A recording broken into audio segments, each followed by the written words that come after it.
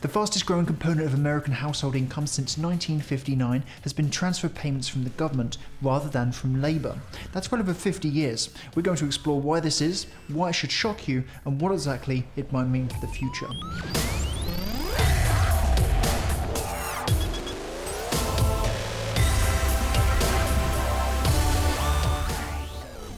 We start our story in the Canadian province of Manitoba, in a small city called Dauphin. It's February 22nd, 1974. Local news of an experiment sweeps through the town. The mincome experiment, as it was called, would assess the impact of guaranteed unconditional annual income, along with planned insights into possible effects on incentives to find work. Dauphin wasn't a particularly exceptional town in any way. It was and remains only the 8th largest city in Manitoba, and its local economy was based mainly on agriculture, much the same as other cities of a similar size in Canada. The farming business was unusually turbulent during the 1970s, which put additional pressure on family budgets, but no more in Manitoba than other Canadian provinces. Indeed, this is what made it the perfect case study location. It offered theoretically transferable data. Every person in Dauphin who met the income eligibility requirements was offered participation in the exercise. Evelyn Forget, an economist at the University of Manitoba, was recently interviewed on the Free Economics podcast. She said of the experiment, "If your income falls below a certain level, you receive so much," she says, "and as your income increases, your benefit will be reduced. The nice thing about the guaranteed annual income, because people get to keep a portion of their benefits as they go out to work, is that it becomes a supplement for the working poor as well, and there's encouragement to work." A family of 4 would receive the equivalent of roughly 15,000 current US dollars a year, which replaced any existing benefits the family are on. Strictly speaking though, this was not an unconditional basic income. Firstly, it was enough to cover basic needs, as the name would suggest. One participant interviewed after the experiment mentioned quite endearingly that it was enough to add some cream to the coffee, and it was also certainly an income. But it wasn't unconditional, given that as your income increased, your benefit would be reduced. This is a version of the basic income known as the negative income tax, coined by economist Milton Friedman, incidentally one of the earliest and most qualified supporters of the basic income. So let's briefly delve into what that means exactly. In 1968, during a TV interview, Friedman defined what the negative income tax was. The idea of a negative income tax is that when your income is below a break-even point, you would get a fraction of it as a payment from the government. You would receive the funds instead of paying them. Andy McAfee and Eric Brynjolfsson, two of the world's leading economic thinkers on the digital economy, offered a simple example of how this worked in practice in their latest book, The Second Machine Age. If the negative income tax rate were 50%, the person making $2,000 would get $500 back from the government, which is $1,000, the negative taxable income, times 0.50, the 50% negative income tax, and would thus have total income for that year of $2,500. A person with zero income would get $1,500 from the government, since they had $3,000 of negative taxable income. McAfee and Brynjolfsson unreservedly support the negative income tax, given its ability to both guarantee a minimum income and at the same time retain the incentive to work. And given the authority and respect the authors have in today's economic environment, it paints a promising future for the negative taxable income as a form of the basic income, which may be considered by even the most conservative of governments. It almost single-handedly overcomes the main objection of the unconditional basic income, which is that with free money, people might get lazy. Although the expense of the program would increase with the need for bureaucratic accountability to keep people honest, those expenses would likely be offset from the savings made in not paying working adults through the negative income tax format. So after that brief departure, the question is, how did the mincome experiment pan out? Mincome cost the government millions. Along the way, the combination of economic and political turbulence derailed the project. No one ever wrote a final report, Forget says. There was no more money forthcoming to do an evaluation of the project, and it just disappeared. All was not lost, however, as the researchers archived the data into cardboard boxes for future research, and all was quiet on the Northern Front until, that is, just a few years ago. I finally did track it down, Forget says of the cardboard boxes. She was doing work on the relationship between poverty and health outcomes, and wondered whether mincome could shed a light on the topic. I found 1,800 of them in a warehouse in Winnipeg under the authority of the National Archives, she says. Unfortunately, the information was completely disorganized, just a hump of mess. No database, nothing. It would have taken several lifetimes to make sense of it. Fortunately, a brainwave. At around this time, universal health insurance was introduced, a side effect of which was the gathering of lots of patient data, which had incidentally been logged digitally. Crucially, there was information on education, employment, and health, 3 broad categories that would be of utmost value to any basic income pilot. How does basic income impact education compared to the average, as determined by Canadians within a similar wage bracket from other towns? Does it lead to more education? Less? What about employment? Did people still work even with a basic income? And then of course health. How did reliable income to buy the basics impact the health of individuals when compared to the average? Forget continues. And I was able to find everyone that was living in Dauphin during that particular period. So the first thing I did was look at the hospitalisation rates. And I found that hospitalisation rates had fallen by about 8.5% for the test group in Dauphin relative to the matched control group. Bingo. So people were healthier. Next up, education.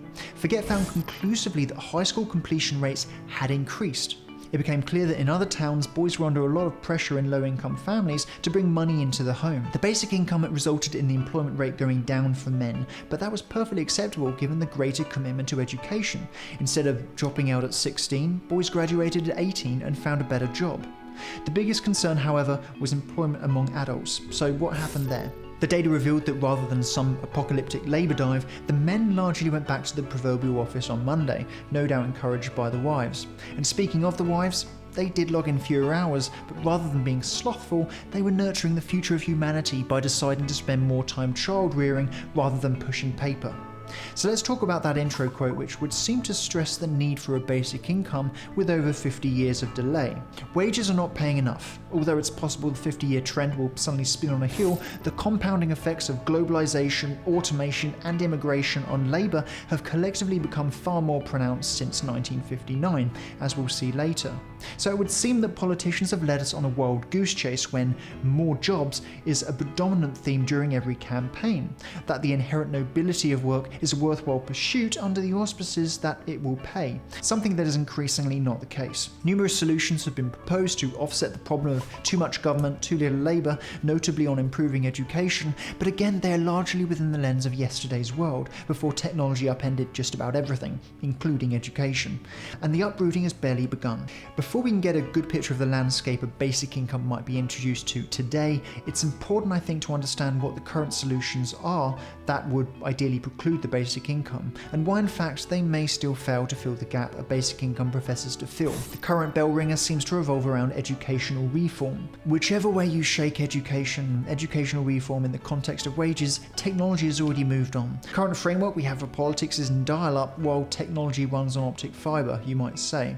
Jobs, lucky enough not immediately to be in the pathway of machines, will nevertheless wind up finding a software component. And while there are economists that profess that computers will augment rather than replace human workers, Tyler Cowen, for example, in his book Average is Over, there are numerous case studies showing technology taking jobs from the economy and replacing them with fewer.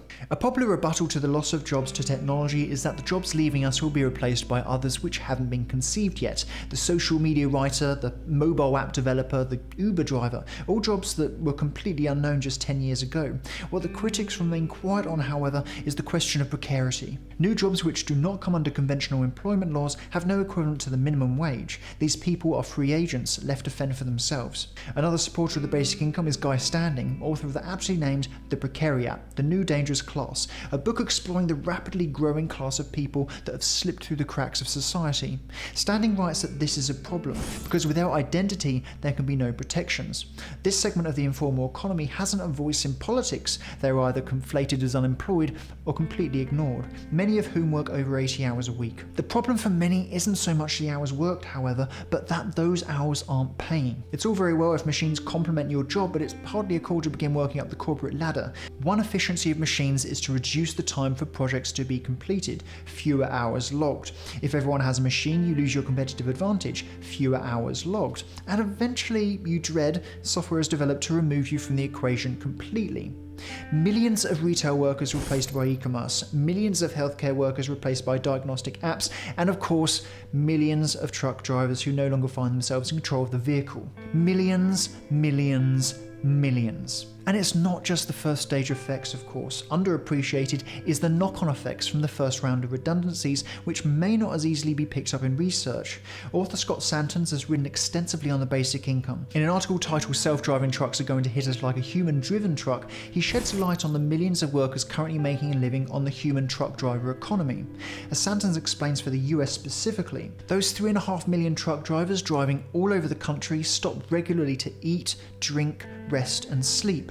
Entire businesses have been built around serving their wants and needs. Think restaurants and motels as just two examples. So now we're talking about millions more whose employment depends on the employment of truck drivers. But we still can't even stop there. Those working in these restaurants and motels along truck driving routes are also consumers within their own local economies. Think about what a server spends her paycheck and tips on in her own community, and what a motel maid spends from her earnings in the same community.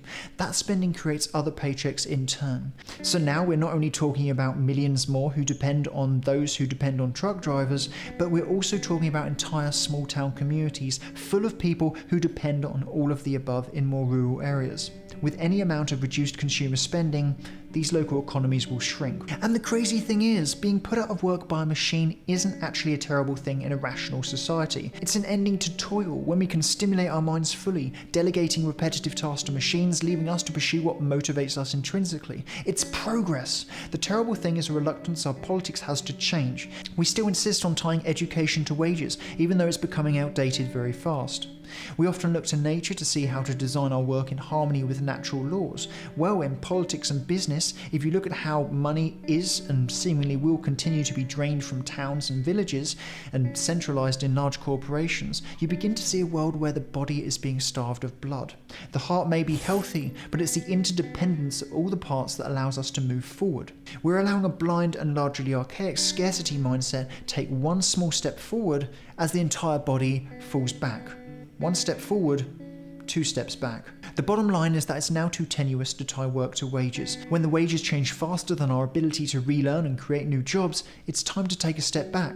When our attitudes to work change slower than the pace of technological change, it's time to take a step back. We now have a version of politics playing a parody of itself in real time. It's already outdated and completely at odds with free market incentives. We know self-interest drives markets, deeply instinctive and perverse mechanics which drive our behaviour, but we're blind to our true natures. We can see the speck in our neighbour's eye, but don't notice the log in our own, as psychologist Jonathan Haidt wrote in the book Happiness Hypothesis. What we have is a politics catering to the best of our natures for the benefit of the worst, a blind date with our future selves, solutions for a hopeless ideal in a world moving way too fast for the debating framework we have in place. Perhaps what we really need is a conduit brain for all the sciences to siphon into, with which to make impartial, data-driven decisions. But then who makes the decisions on the decisions? Nothing is working and we're just confabulating. We're so out of touch we see a society throwing at the ends to the calibre of our candidates. The old Protestant work ethic has departed from fair remuneration, and without a secure framework to work towards, the lowest common denominator is demagoguery, an appeal to people that plays on their emotions and prejudices rather than on their rational side. In times of economic stability, such lowball tactics don't unhinge reason. They're dismissed as fear-mongering and manipulation. But in uncertain economic transition, and particularly with a populace jaded with the status quo, all it takes is a narrative which appeals to our lesser monkey brains, and the crowds will follow. Social loafing takes care of the rest, a phenomenon in social psychology of a person exerting less effort of thought when in a group compared with being alone. More cynically, perhaps, some might say politics is an oligopoly with the face of democracy, with unfair advantages being given to those who control the media. Oligopolies in business illustrate an industry of limited, possibly colluding competition, who have the luxury of pursuing ideals out of touch with what a competitive environment would really demand. So it is with politics. But at least in business, a bad product is a bad product. Repetition is not a tool for conditioning people like it is in politics. Bad products don't succeed on fake news for very long. Conspiracy theories fail on tangible commerce with tangible fact, and the accessibility with which to leave a one-star review is satisfying, uncensored, and immediate. But we don't have a 5-star spectrum to crowdsource the validity of stories in politics, or even our leaders specifically. And even if we did, it's not like we can order a human and do an indisputable unboxing video of a questionable leader, or find 23 videos on YouTube highlighting the same loose screw. In politics there is room for denial, and if you add power to that equation, you can repeat denial enough to the extent that it's accepted as fact for a significant minority, or worse.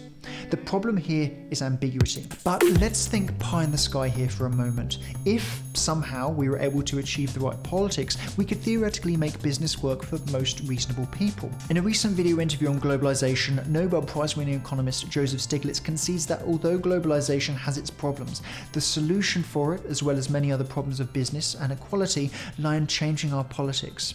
A necessary condition to make politics work, he says, is reform of our systems of global economic governance. Democracy tempered the market economy, he goes on, but we've never had a democratic globalization. Without transparency, we've wound up with a form of capitalism that works for the powerful, but no one else. And with workers crossing borders, it means that we've now lost democracy nationally as well, at least with regards to work and wages. Politics is the first step to repairing this, but if the 2016 presidential campaigns are anything to go by, we need a far greater collective sense of where we're going, so that we can attract candidates whom start saying the right things to receptive ears. And one essential insight is that education, while important intrinsically, is no longer the avenue to putting food on that table. Machines don't need food on the table. The hubris of stacking people against machines is astounding. Once software enters a new industry, humans can't hope to learn as fast. It's a debate of political ethics waged against the reality of market pragmatism.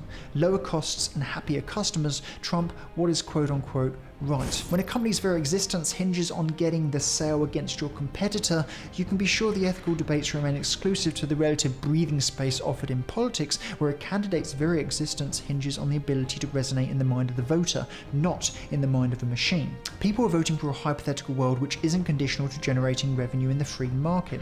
They're buying into ideas which are strategically catered to them for maximum vote transfer, some good, some bad. The conversation breaks down somewhere between the voting booth and the corporate lobbyists. By way of example, if you've ever been frustrated that the robotic voices on the end of support lines are rubbish, it's because the economic incentives were just good enough to support subpar technology in favour of humans. What will happen when machines get better and can do tasks less predisposed to machines today, for example requiring delicate motor control? Again, it's political rhetoric against market pragmatism. The unbridled scale of software then presents an irresistible benefit over hiring people as costs drop exponentially over the years. And it all happens so fast that while politicians are exercising their lungs, everyone is lining up at food banks in despair. And that's not to say education is not important. It's actually essential for the fabric of society, lest we prance about in an uninhibited planet of the apes, but increasingly just without the emphasis of tying wages to it. Education is important intrinsically for personal growth, but the extrinsic carrot on a stick from the industrial era, which is to say motivation by money, is becoming stressed with technology forcing wages down, if not removing them completely. Preparation for so-called jobs of the future through education sounds empowering from the political pedestal, but practically appears to be a bad case of the overconfidence and optimism bias, and true to form for our well-documented terrible ability to predict the future through studies in effective forecasting and future blindness. The problem only becomes bigger when we find ourselves using the roadmap of the past to predict a largely new future. So that's a very brief overview of the world we both come from and live in. Now we come onto the lens of tomorrow, more radical ideas that acknowledge the fact that the fastest growing component of American household incomes since 1959 has been government transfer payments rather than, and this is the elephant in the room, wages. And bear in mind, this is even from a time before globalization allowed you to hire a freelancer in Manila for 1/20th of what you pay in London, and accounting for equal or not better results through online reviews and profiles before a penny is spent. This is from before automation became both technologically and economically viable in light of Moore's law's progress and economies of scale. This is from before an era of deregulation and neoliberalism and austerity, which are code words for less government and more market to allow free trade to find quote-unquote optimal wages. It's precisely the opposite of what our intro fact would suggest is needed. And even before we reach the 1970s, a point from which wages have not increased a penny against inflation. In fact, the median or average wage has gone down. Now, to be clear, there are a number of reasons to be pro-basic income as well as anti-basic income, but I chose the one example in the intro given that it's an impartial fact to give immediate perspective on the potential necessity of the basic income, and that this video format is meant to be reasonably short, relative to the inquiry scale that's realistically needed. Work is important for more than money. Identity and purpose being perhaps the most pervasive, the need we have to contribute and feel we're living productively. If wages were completely disassociated from work, it's likely people would still get up and do stuff which constitutes work, as we saw in the mincome experiment.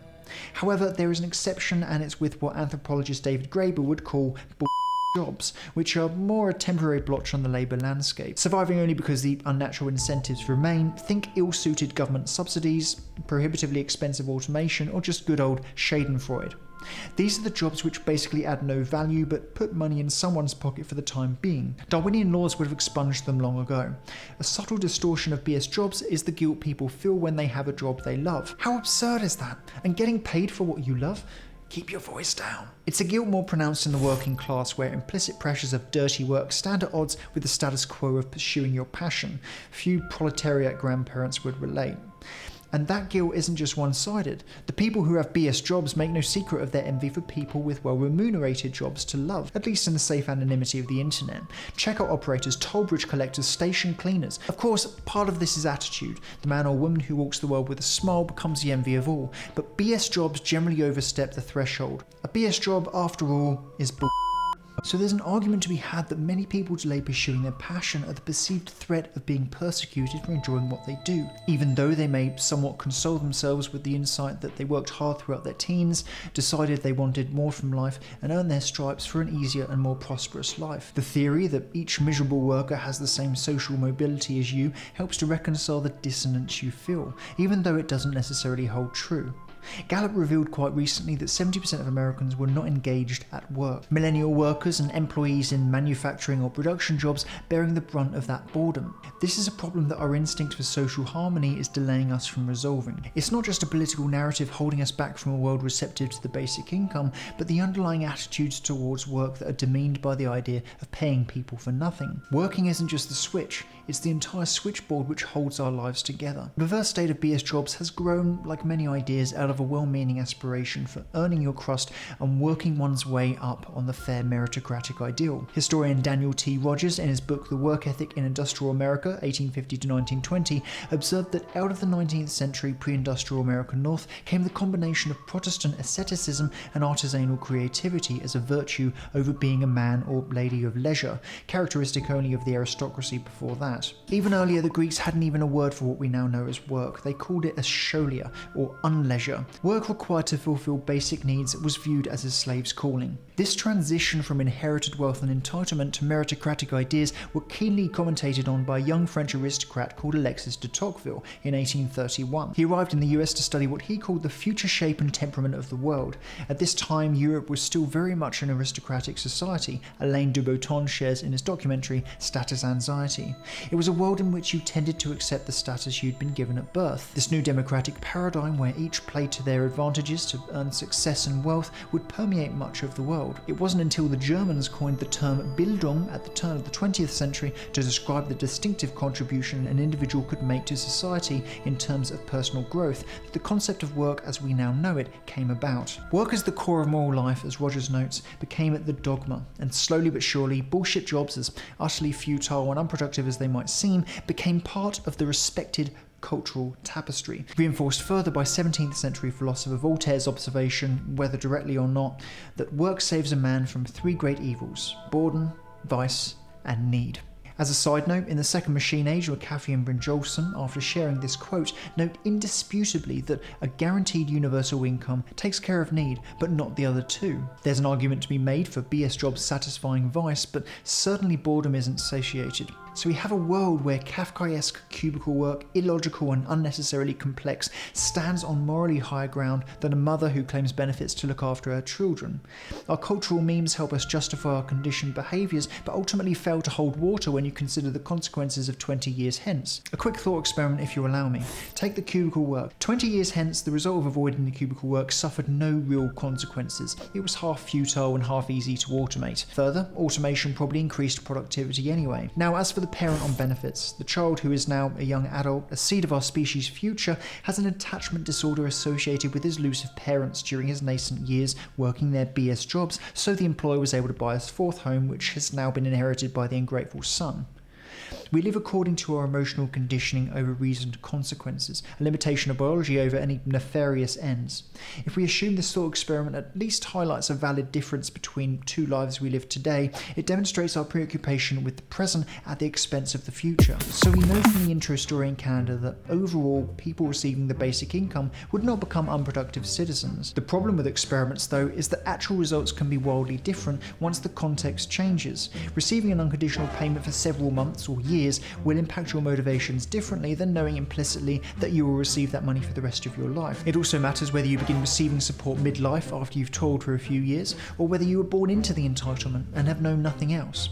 Perhaps it's hyperbole, but it could be the chasm between how we make decisions with an awareness of mortality and how we make decisions with a complete lack of awareness. It's an insight that separates children from adults and could have an effect on how you spend your days. Hoping for benevolence from generosity is tempting but naive. So there's a lot we don't know. Unfortunately, however, and this is an essential point, debating this might actually be a luxury we don't have. A short time back, Barack Obama revealed his opinion on the basic income in an interview at Wired magazine, suggesting that while he wasn't certain it was the idea that was needed, it would absolutely have to be debated over the next 10 to 20 years. 10 to 20 years? Obama is a very smart man, but 10 to 20 years in politics is not 10 to 20 years in technology. Unknowing to most, they're vastly different realities. It makes the assumption that our biological thinking advances at the same rate as our technology.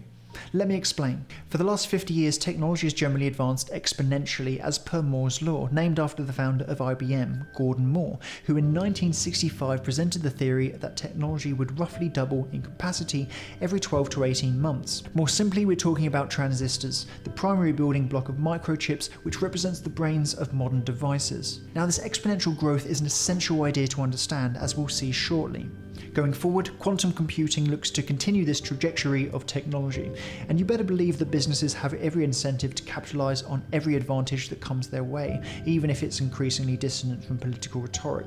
This is why a Maasai villager in Kenya fighting lions has access to more information today than President Bill Clinton did in the early 90s. It's called Google. Futurist Ray Kurzweil has a really simple example to demonstrate this. A linear curve increases the same amount at each stage, what you might call political or biological time. So this is 2, 4, 6, 8, 10, 12, and so on. An exponential curve, however, increases in doubles: 2, 4, 8, 16, 32, 64, 128, etc., etc. In 30 steps, you're at a billion. A billion! In 10 years, that number 2 is a 1024. We biological humans, as advanced as we seem relative to our earthly animal neighbours, have evolved to be linear thinkers. And when we make predictions, they are based on linear extrapolations. The exception, perhaps, is technological thinkers who think not with intuition but with math. Politicians typically think with intuition, not math, as does the typical voter.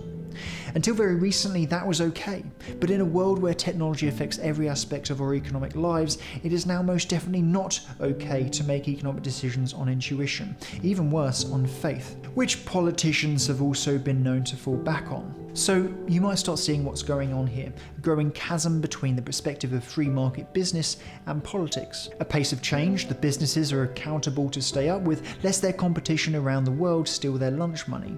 And an unaccountable politics without an international stage, without skin in the game, and a heavy preponderance with maintaining things as they are, still spilling the same spiel as when business was a linear game too.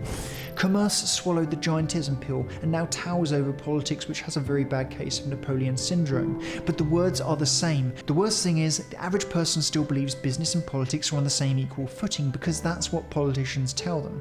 Progress in politics is in human hands. Progress in technology is effectively out of our hands. Having said this, the role of the politician is still essential, at least the honest deal-making side.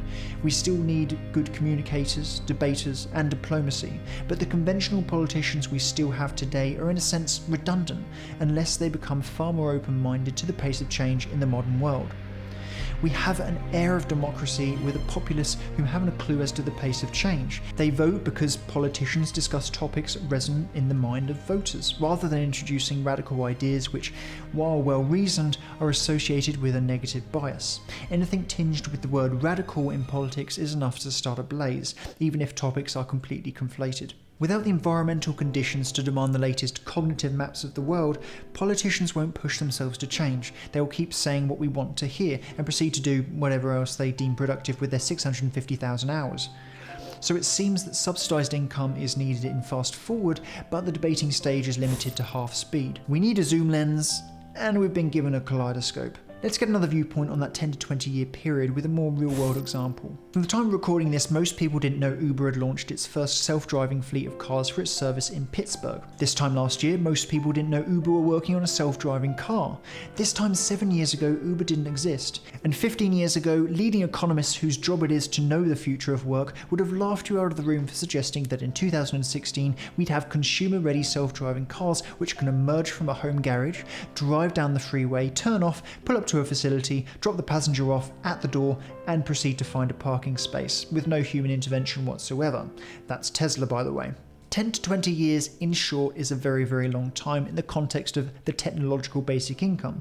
A lot can and will change in that time, and while it may turn out that something as drastic as the unconditional basic income isn't required, if we don't understand that education alone will not resolve the problem, a lot of people are likely to suffer unnecessarily, struggling to find work in a world of fewer and fewer opportunities, while feeling the blame of that familiar Protestant narrative that one is not knocking on enough doors to earn a crust.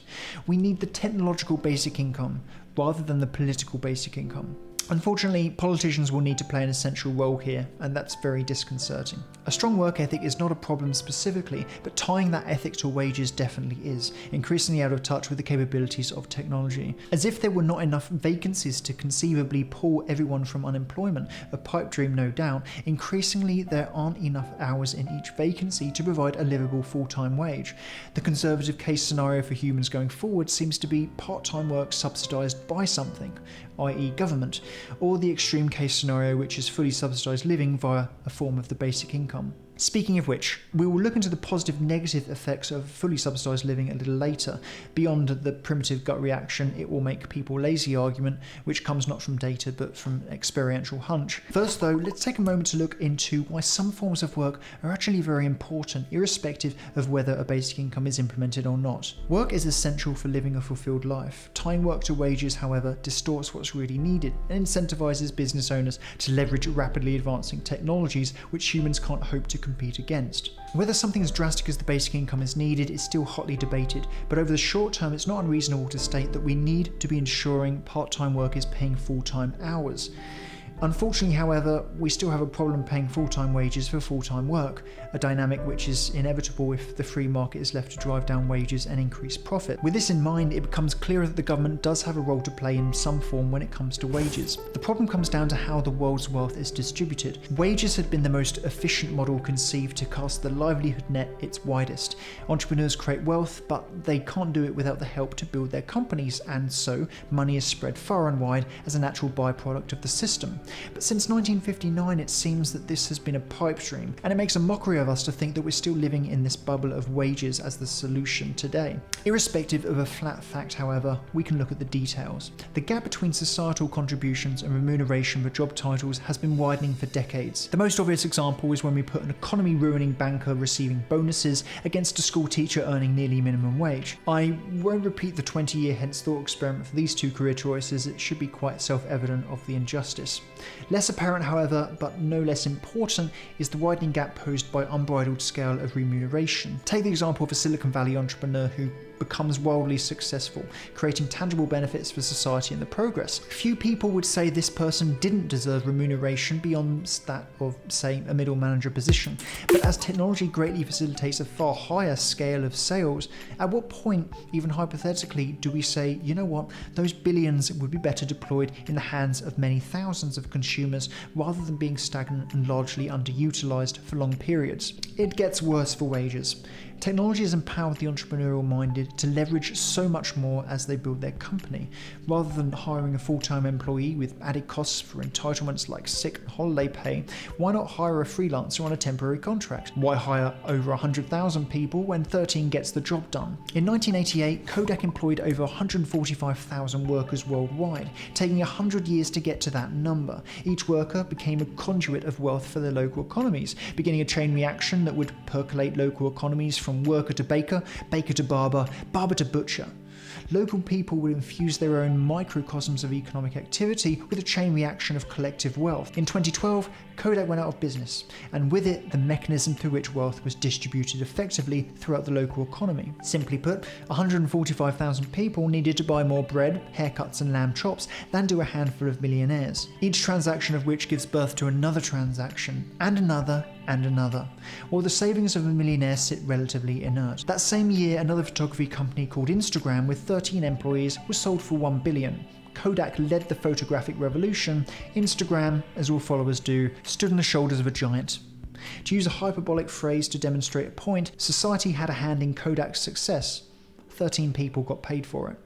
In this context, wealth doesn't trickle down through wages because the employees just aren't needed. Technology has replaced people to a large degree, and neither are the middlemen who distribute the product for a cut of the revenue. Customers are on the internet, and neither are the business partners who provide materials and equipment for other companies to provide a service. Products are digital. So what vehicle other than wages has the political establishment presented to replace what has clearly become inadequate to provide basic needs for the majority, like a roof over the head and food on the table? Let us know in the comments if you have an adequate answer, because I'm afraid I don't. The bottom line is that it's a concentration of wealth which at some certain point, perhaps with an aggregate of very wealthy entrepreneurs, reduces the efficiency of capitalism. I think a sticking point here, which isn't clear to many people, is that it's meritocratically procured wealth, and so far more easy to justify than, say, a large inheritance. This isn't a small point, because Western society has presided very deeply on the idea of meritocratic achievement. To condemn that in any way is sure to inflame a lot of people who conflate the issue. What's less clear here are the boundaries of meritocracy. At what point does merit become an inefficiency? Hypothetical scenario. There are two hungry cubes. The green cube climbs a steep hill and discovers a lifetime supply of the finest Swiss Gruyere cheese. Over time he eats so much he gets fat. Meanwhile, the other blue cube, harbouring ill health, cannot climb the hill and lives on scraps and handouts. Our other cube notices from his palace and decides to offer the cheese for sale. Capitalism is born. Unfortunately, the blue cube cannot afford enough cheese to survive on. On a macro scale, this is what the data suggests we're trending towards for millions of people without secure employment. Meanwhile, governments are cutting social support around the world in the name of austerity, so the handouts, well, they disappear. As Tom R. Piketty revealed in his book, Capital, comparatively little is known about the 1% with regards to just how high their wealth rises. Legal tax loopholes and offshoring don't help this problem. More to the point, though, is the inadequate reporting on the 1%'s financial affairs. Piketty explains, economists as a general rule do not have much respect for the wealth rankings published by magazines such as Forbes in the United States and other weeklies in many countries around the world. Indeed, such rankings suffer from important biases and serious methodological problems, to put it mildly. But at least they exist, and in their way they respond to a legitimate and pressing social demand for information about a major issue of the day, the global distribution of wealth and its evolution over time. We suffer from a serious lack of reliable information about the global dynamics of wealth. National governments and statistical agencies cannot begin to keep up with the globalization of capital, and the tools they use, such as household surveys confined to a single country, are insufficient for analysing how things are evolving in the 21st century. Piketty reveals one of the striking lessons of the limited information we do have. On the Forbes rankings, he says, all large fortunes, whether inherited or entrepreneurial in nature, grow at extremely high rates, regardless of whether the owner of the fortune works or not.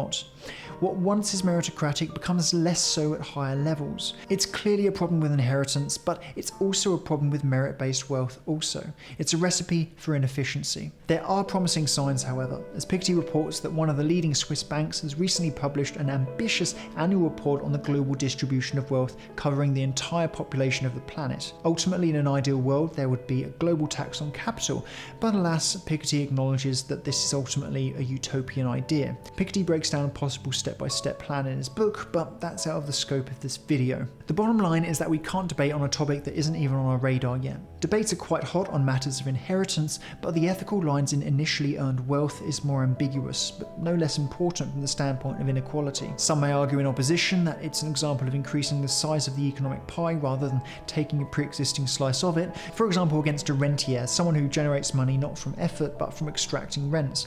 But someone is still transferring money to those deep pockets. pockets. And the spender likely has less money than the deep pockets it's moving to. The trend is moving in one direction, but not automatically in the other. However it's done, increasing taxes on the wealth will help pay for the basic income. Other funds would be gleaned from savings on the pre-existing welfare state, now out of business, as well as possibly other ideas put forward, such as a pollution tax, clearly a double win given the incentive to companies for bettering the environment, as well as an overhaul to progressive taxation. Another idea put forward in depth by Tom R. Piketty in his book, who dedicates an entire chapter to it. That's chapter 14. Specifically, the biggest problem is perhaps cracking down on offshore trusts in international territories where authorities can't pursue it. If anything, it invites a government incentive to reduce taxes on the rich, whom will simply transfer their money to the location around the world with the most favourable terms. This leaves less savoury strategies like austerity to further compensate the loss of revenue, not because it's just, but because poorer people can't just up and leave the country with their money. Revelations like the Panama Papers are a step forward for public awareness, but the only solution will be to improve communication around the world so money can't avoid taxation. How much is sheltered in tax havens is unknown, but conservatively it would go a big step towards funding the basic income. The challenge of progressive taxes, however, don't just come down to technology helping to make funds difficult to access. As Piketty notes somewhat pessimistically, it was war that gave rise to progressive taxation, not the natural consequences of suffrage. Simply put, the rules change when financial elites feel threatened, not when 99% are sinking down inexorably. More foreboding is that the only precedent for change on the level needed, and I say this pragmatically, is grassroots revolution, ideally non-violent of course. Less fear-mongering, however, would be to suggest that in line with the increased digitization of products and the inevitable growth in piracy that comes with it, wealthy capitalists with lobbying power may increasingly see it in their best interest to get disposable income into the hands of customers as a disincentive to pirate products. And that's assuming they can also make legitimate access a better user experience. Just recently, for example, it was reported that the new Top Gear, available through Amazon, had become the most pirated show ever, losing Jeff Bezos, the founder, an estimated £3.2 million on the first episode alone. Piracy is only going to get worse, with the scarcity mindset our politics are reinforcing, but you better believe businesses are going to start perking up over the next few years. Criminal action is not the answer when pirates illegally download the first episode of your show 7.9 million times.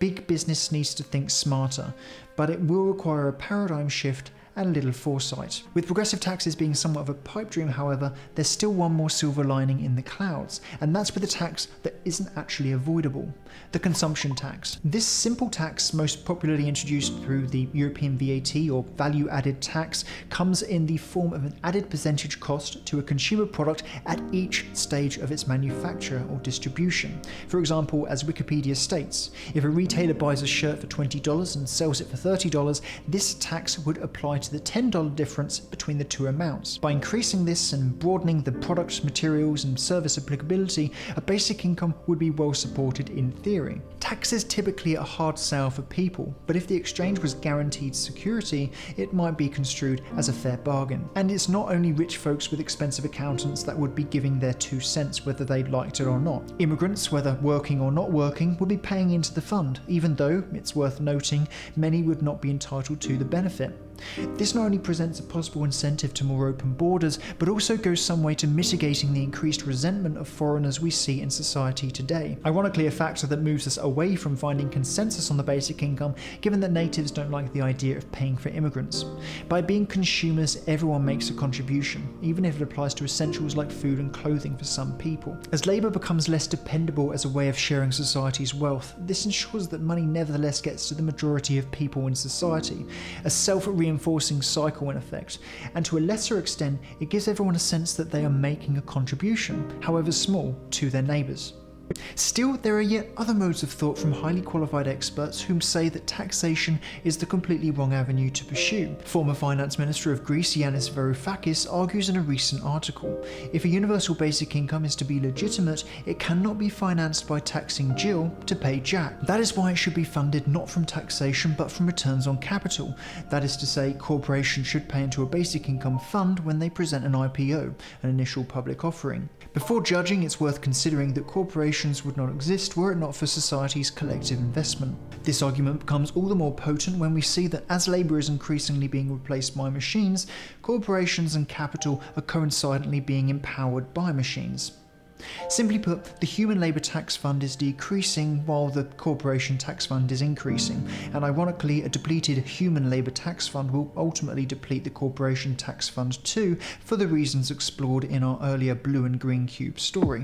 He finishes the article with 3 elucidating questions which bring into focus the objection that people shouldn't get money for nothing. Would I not want my children to have a small trust fund that shields them from the fear of destitution and allows them to invest fearlessly in their real talents? Would their peace of mind render them lazy layabouts? If not, what is the moral basis for denying all children the same advantage? The world-renowned economist John Maynard Keynes, born in 1883, got a lot of things right about the future. He once proclaimed somewhat presciently that, in the long run, we're all dead. More seriously, he made a host of economic projections 100 years out, something that a modern-day economist wouldn't dare trip on. It's just crazy. But Keynes' accuracy was uncanny. He understood that we would have reached an viable point whereby for the first time in history we would have enough. He says the standard of life in progressive countries will be between 4 and 8 times as high as it is today. The US economy rose 6-fold between 1930 and 2011, even with a medley of wars. He predicted that we would move into a world of abundance, which, rather than bringing about utopia, would introduce the existential problem of what to do with all that leisure time. He notes, somewhat concerned, we've been expressly evolved by nature with all our impulses and deepest instincts for the purpose of solving the economic problem. If the economic problem is solved, mankind will be deprived of its traditional purpose. But he missed the target on one conspicuous point, and that's the prediction that his grandchildren will be working 15-hour work weeks in an environment where we had all of our basic needs satisfied.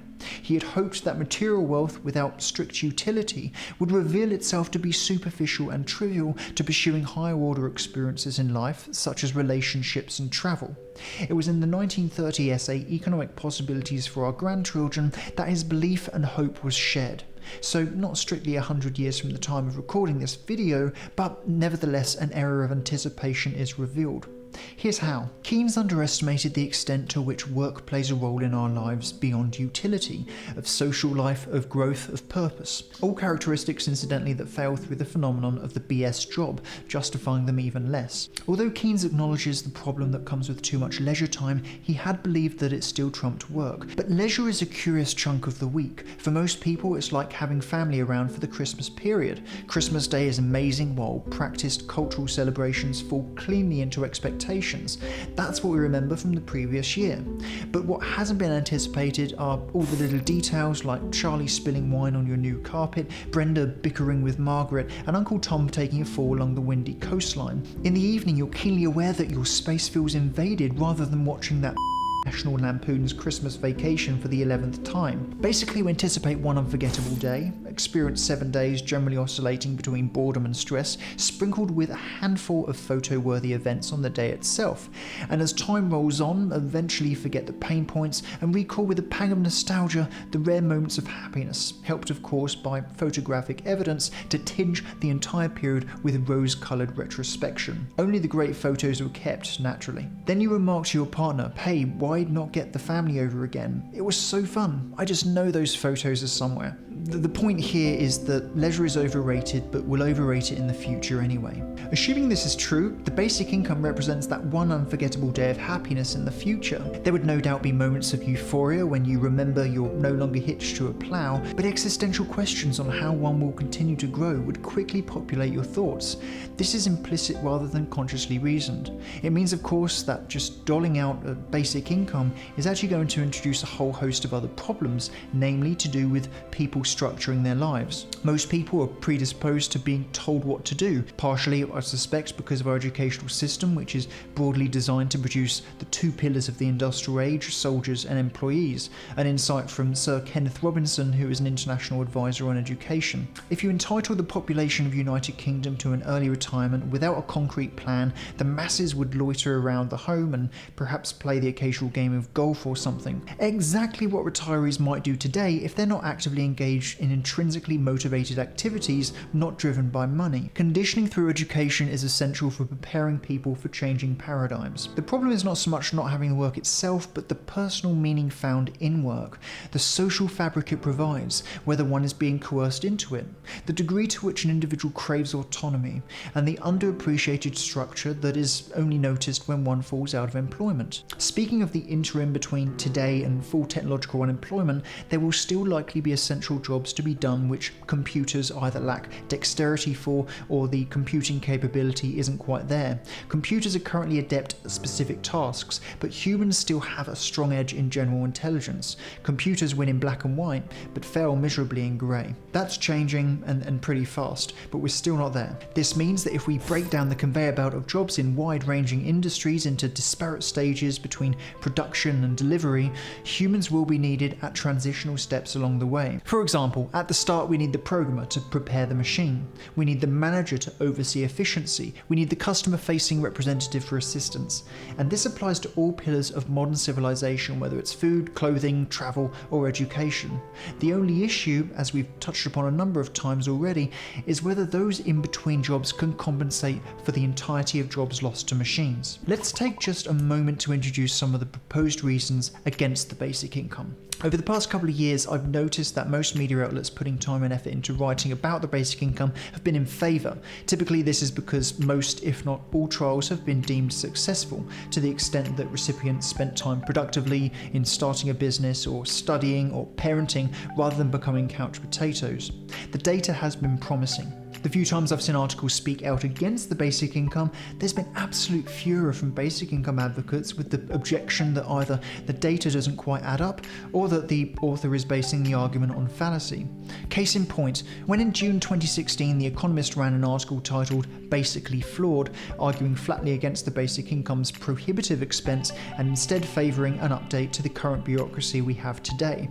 While I won't offer an opinion on the piece, it would seem a trifle short-sighted once viewed through the dichotomy of technological and political time. The focus on improving today's systems would seem to find the author thinking in political time rather than technological time.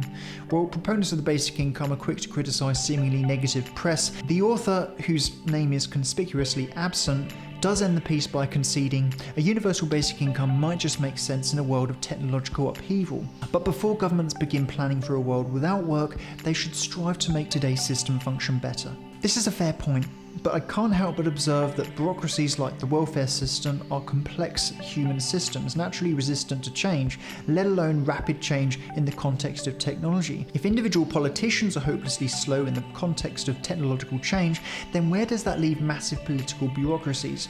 I wish that wasn't a rhetorical question. To be entitled to throw out an observation like they should strive to make today's system function better, I believe the author in question should be placed in charge of reforming the entire welfare system and made accountable. I say this not to be serious, of course, but to highlight the universe between writing 47 characters and actually reforming bureaucracies. With skin in the game, people are forced to think harder about problems. With nameless articles, people are forced hard to think about the next coffee. You realise that the author put 47 characters worth of thought into a potentially influential opinion without stakes. An opinion that, in high density but equal throwaway value, could cause millions to suffer inexplicably without him or herself suffering an iota. And what's more, what credibility does the author have to imply that we aren't living in a world of technological upheaval right now? Does he live at the forefront of technology as, say, Elon Musk does? Probably not.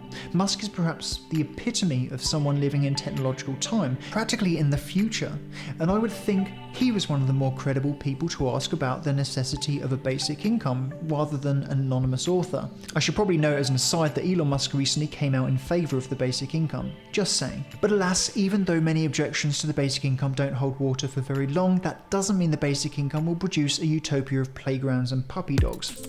Of the more considered and less impulsive objections comes from French philosopher Dominique Médard, who presents the possibility that the basic income could contain the seeds of a process of polarization. Now, polarization is a trend that many would not be hard pushed to find even today, whether it's tensions revolving around racial, political, classist, educational, or religious lines. There are too many to count. So what is Médard referring to specifically? He warns that the basic income may be a tool which leads to a second-rate existence for most people, compared to that led by conventional members of the existing work ladder, managers for example. And he's right. Conventional work evolves around time, politically, socially, and economically, to provide an immeasurable number of benefits that just doling out money to people would omit. Take security, for example, with the many rights an employee has, but freelancers crucially do not. Industries aren't just a transfer of revenue so you can put food on the table, although that's important of course. It's a list of intangibles that politicians completely miss, and anthropologists are only just beginning to understand measurably. When you fail to see them, you see symptoms of trouble in your work culture. We get career politicians steamrolling their way to the top spot at whatever cost, rather than being screened away when money wasn't the attraction.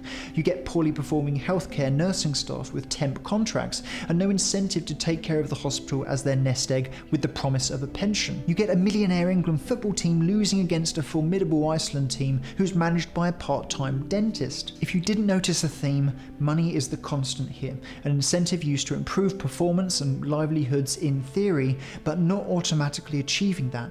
Poorly leveraged money becomes a distorting weapon against work culture, even though the data will show us that people are employed and getting paid. The point here is that the basic income is not just about giving money to those who need it.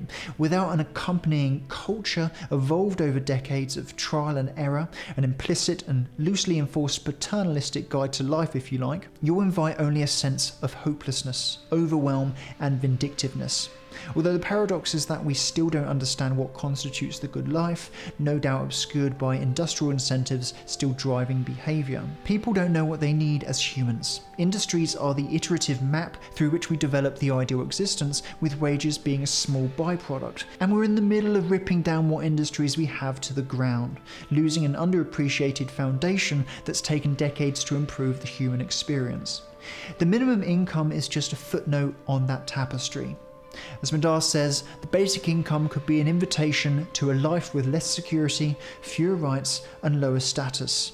Mind you, few would deny we're doing a pretty good job of that right now. I'd like to finish up with a little exploration of how we might get there, to the basic income. The tactic getting a lot of press right now for getting the economy rolling again is quantitative easing, or QE, essentially the process of printing money from nothing and increasing inflation. It's a double-edged sword, which should be used very cautiously. It seems, however, to be the only game in town. The more QE is pumped into the economy, Europe especially, the more the returns diminish, and the longer austerity is likely to drag on and starve our public services, the vibe of our towns and cities, and ultimately culture at large. Someone has to pay, and of course the zeitgeist seems to be that it won't be the wealthy. For many, the tactic now demonstrates a lack of imagination from the Bank of England and the Federal Reserve, speaking of the UK and the US specifically. While it has offset a 1920s style depression, it has widely been criticised as a failure to get the economy back on its feet. Europe particularly, given that its GDP per capita is now less than it was in 2007. One of the key objectives with the stimulus packages is to get banks lending again, although that can't be forced, and indeed hasn't worked. Banks are now sitting on a nest egg which isn't theirs. It's become a game of diminishing returns, and for the more cynical among us, a case of crony financialization whereby the authorities send money to the people they feel more kinship with. So what's the realistic alternative before we reach the point where a basic income is seriously debated? The alternative picking up speed is helicopter money, a step towards the basic income that is a little less radical and thus more likely to be broadly tested before indefinite payments to all through the likes of a negative income tax or a fully unconditional basic income. So what is it? Well, we consult the great economist Milton Friedman once more. In 1968, Milton Friedman demonstrated, by way of analogy, let us suppose that one day a helicopter flies over this community and drops $1,000 bills from the sky.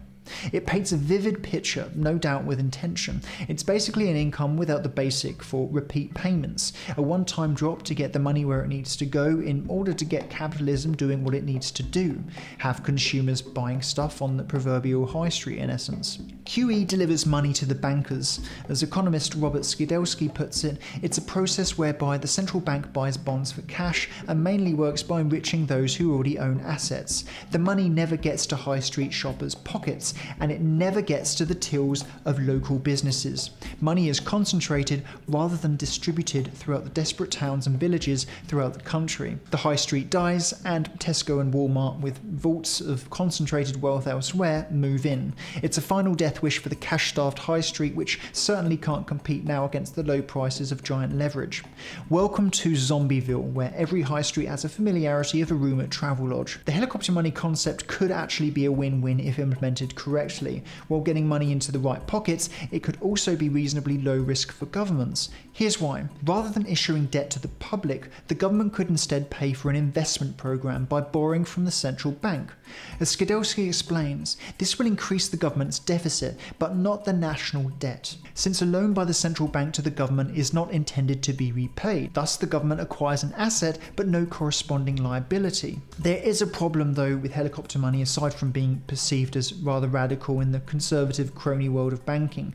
Helicopter money is a one-time deal, and there's no assurance that the money won't be hoarded. A perfectly reasonable response if your town has been ravaged by austerity and you're on a 0-hour contract. Although in practice, it's very likely the money would be spent on essentials like food and housing, which the working classes typically dedicate a larger percentage of their income to anyway. In this light, it would seem more practical than QE money, which often lies dormant to no one's particular benefit. There's still uncertainty, however, so if the tactic was to get implemented, there's a good chance the funds would come in a format that wouldn't be hoardable. One such idea, suggested by the Swiss businessman Silvio Gesell all the way back in 1906, was to not only give money to households, but with an incentive to spend it with an added cost to holding onto it over time. 100 years ago, without modern technology, people might have had to get their money stamped each month for an additional charge. In the modern world, Skidelsky suggests you could create so-called smart cards, preloaded with £1,000 for each person on the electoral register. Each week, the balance could be programmatically reduced to encourage spending. In theory, it's a simple solution which gets to the heart of the matter. Ultimately, helicopter money presents itself as a possible precursor to the basic income, an easier pill to swallow for the authorities. While the long-term effects wouldn't be tested, the basic concept of giving money to the public almost indiscriminately would set a very important precedent around the world, much like Finland has for the basic income pilot they announced in 2016. People with responsibility are beginning to talk rather than people in need. It may also highlight just how inadequate QE and our welfare systems are post-2008. From there, the natural next step could be the full-blown unconditional basic income, or a variation thereof, for example the negative income tax that we looked into earlier. Depending on how much the economy is suffering, how many people have taken to the streets with pitchforks, and how promising the one-time helicopter package turned out, we could see multiple helicopter drops, or whispers of the longer-term entitlement. Politics, as always, will delay proceedings, but as technological change accelerates, politicians may have less time to exercise their lungs and finally, for the first time in history it seems, actually be incentivized to have skin in the game. Thank you so much for watching this video on the basic income. I hope you found it useful. Going forward, this channel will explore topics in a far more condensed format, but this video is longer both because it's a topic I'm deeply interested in, the basic income, and it gives me an opportunity to establish a rigid framework for future videos. Please don't forget to like the video below if you loved it, subscribe, leave a comment below if you want to engage in the debate, and I hope to see you in the next one. Bye bye.